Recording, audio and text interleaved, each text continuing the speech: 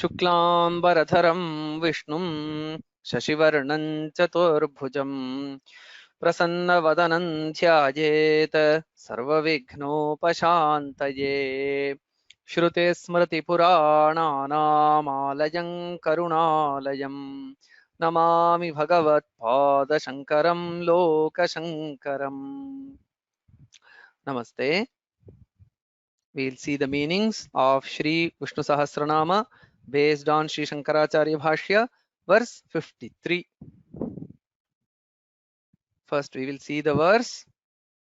Uttaro Gopatar Gopta Jnanagamyah Puratanaha Sharira Bhuta Bhridbhokta Kapindro Bhuri Dakshinaha. The namas herein are Uttaraha, Gopatihi, Gopta, Jnanagamyaha, Puratanaha, Sharirabhutabhrit, Bhokta, Kapindraha, Bhuridakshinaha. There are 9 namas here. We will see the meanings of each of these. The first nama is Uttaraha. There are a couple of interpretations here. Janma samsara bandhad uttaratiti. The one who stays above the birth and worldly bondage. So uttara. Tara means the one who stays. Ut means above. So above what does he stay? Janma samsara bandha. So he is above, or he stays above birth and also the consequent samsara bandha, the bondage of the worldly life. So the one who is above that, he is Uttaraha, Bhagavan Narayana. The second interpretation, Sarvotkrishtah itiva, the preeminent. So Uttara itself means the one who is preeminent or the one who is great. So Paramatman is great, absolute, pure consciousness. So these are the two interpretations to the term Uttaraha given by Acharya. The term Uttara, for this there is a quotation given by Acharya from Rigveda Samhita where it says Vishwasmad Indra Uttaraha. In the Rigveda we see the Paramatman glorified as Indra, who is Uttara, who is above, who is also excellent in comparison to Vishwa, the entire world and the creation therein. The second nama is Gopatihi. There are a couple of interpretations here.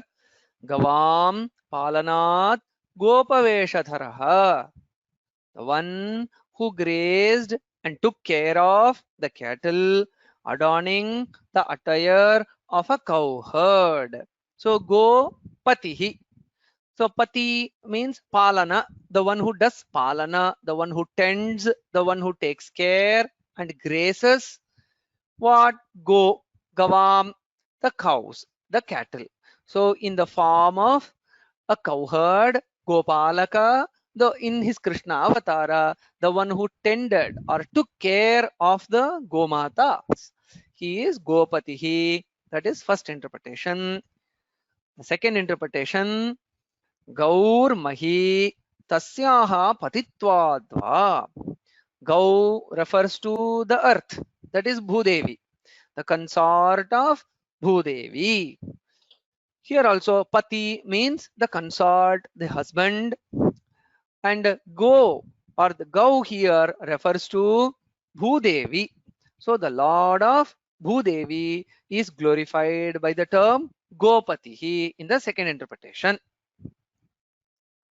The next nama is Gopta. Samasta bhutani palayan rakshako jagataha iti. Guarding all the beings, the protector of the world. So Gopta is derived from the root Gupu Rakshane. So the one who protects. So what does he protect? Samasta Bhutani. So he protects, nurtures, takes care of all the beings and the world, and hence he is Gopta, the protector. The next nama is Jnanagamyaha. न कर्मणा न ज्ञानकर्माभ्यां वा गम्यते किंतु ज्ञानेन गम्यते इति. The one who is not attained merely by karmas or by combination of knowledge and karma. The one who is attained only by knowledge. So, jnana gamya. Jnanena gamyate iti jnanagamyaha. The one who is attained by knowledge. Knowledge of the pure conscious nature. So that is the knowledge. So the one who is achieved by the realization that my true nature is not the body, I am not the body, I am not the senses, and I am not the objects of the world, and neither am I the mind. I am pure consciousness. So this jnana, the one who attains this jnana only becomes a liberated person, or the one who attains this knowledge attains Bhagavan Narayana. So jnana gamya. So the one who is attained through such knowledge.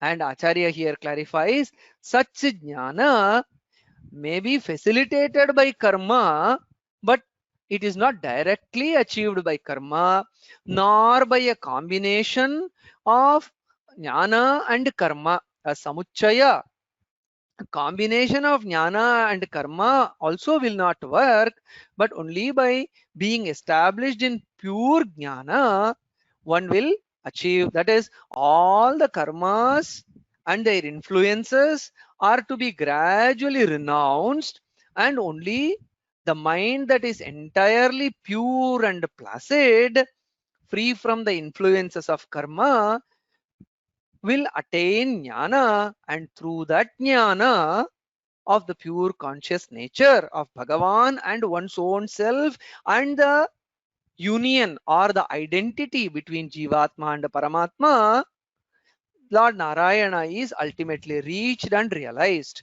So that idea or that philosophy or tenet is clarified by Acharya through the term Jnanagamyaha. The next term is Puratanaha. Kalena parichinnatvat purapi bhavati iti. The one who is not limited by time, and hence the one who existed in ancient past also. So Puratana means Purapi bhavati iti, means the one who existed in the past also. So Bhagavan exists now, will exist in future also. He was also in the past without a beginning. So why? Because Paramatman is not limited by time, as he is not limited by space, omnipresent in space. Similarly, he is also beyond the limitations of time, and hence he existed in the past, he exists now, and will also exist in future. The sixth nama is Sharira Bhuta Bhrit. Sharirarambhaka Bhutanam Bharanat Pranarupa Dharaha. Being the nourisher, supporter of the elements by which the body is made, he is in the form of prana. So Sharira, Bhuta and Bhrit are the components. So Sharira Bhuta is first taken up. Sharira Bhuta refers to the bhutas or the elements by which the Sharira is made up of. Sharira is body, and the Sharira Bhuta refers to the elements by which the constituents or the body is made up of. So the elements by which the body is made up of is Sharira Bhuta. It refers to the Panchabhutas, and also the Rasa, Rakta, Mamsa, Medas, Majja, Asthi, Shukra. the 7 dhatus that are mentioned in Ayurveda. So all those, the bones, the muscles, the various tissues, the blood, all these are the elements in the body which are referred to by Sharira Bhuta, the term.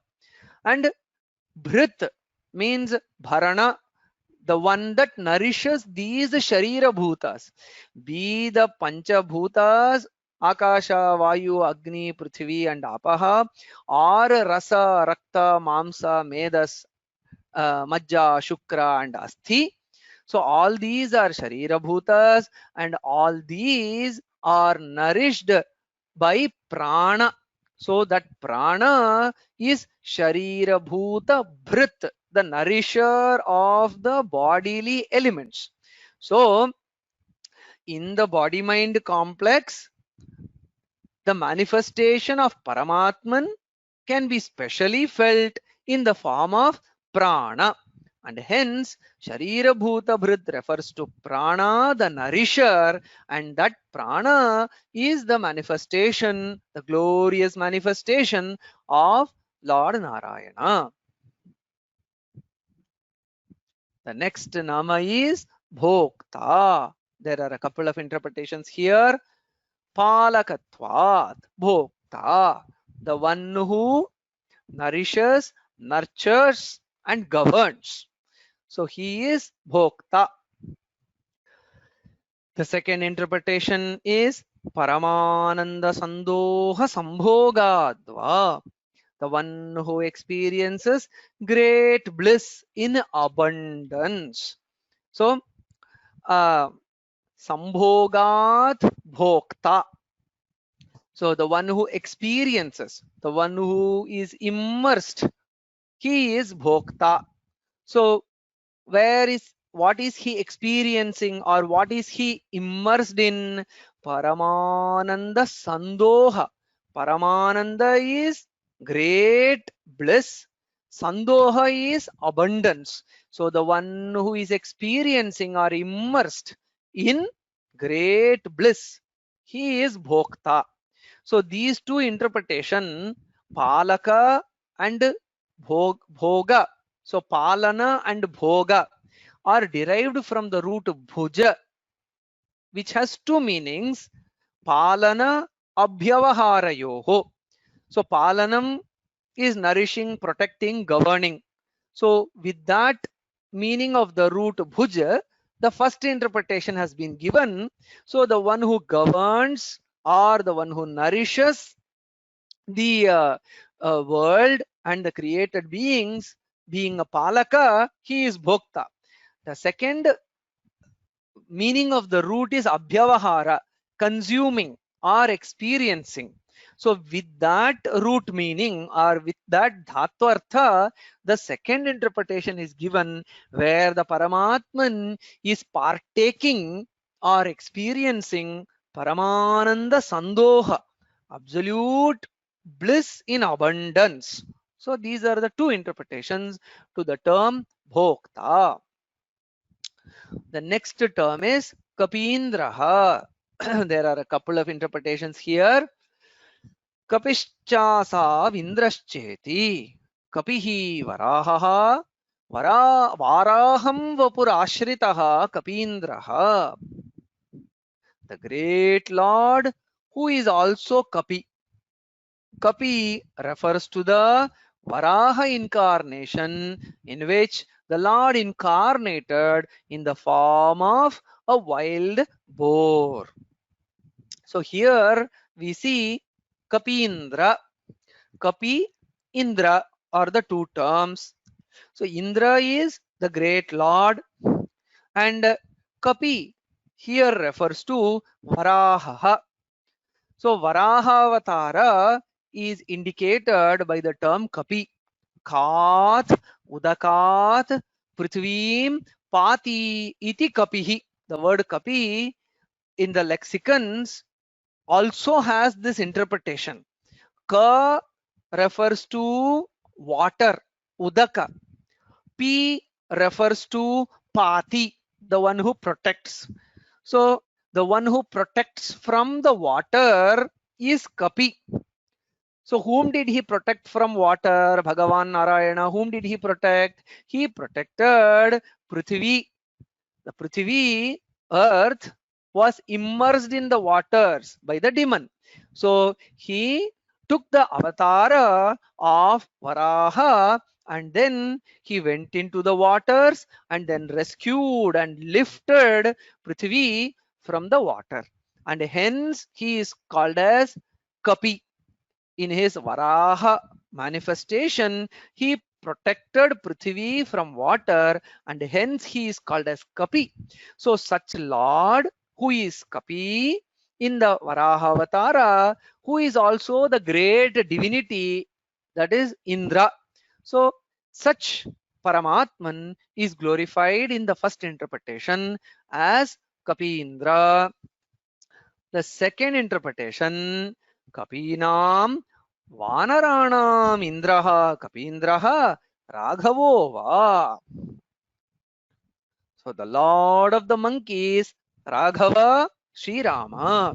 So Kapi in the second interpretation refers to the monkeys.